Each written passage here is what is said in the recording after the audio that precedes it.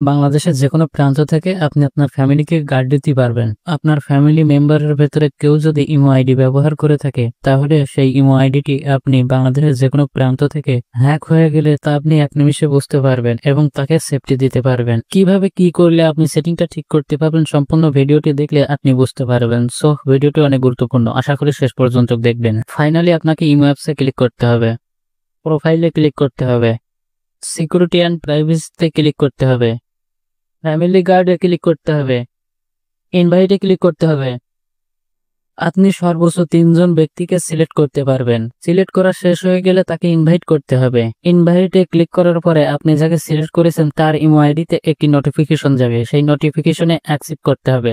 Accept করার পরে আপনি সম্পূর্ণ তার ইমো আইডিটি আপনার ইমো আইডির ভেতর থেকে সেফটি দিতে পারবেন। আপনি যাকে ইনভাইট করেছেন তার ইমো আইডি কখনো কেউ হ্যাক করতে গেলে আপনি এক নিমিষে বুঝতে পারবেন। ওকে, আপনার কাজ শেষ। ভিডিওটি ভালো লাগলে এটি শেয়ার করে দেবেন। That's it.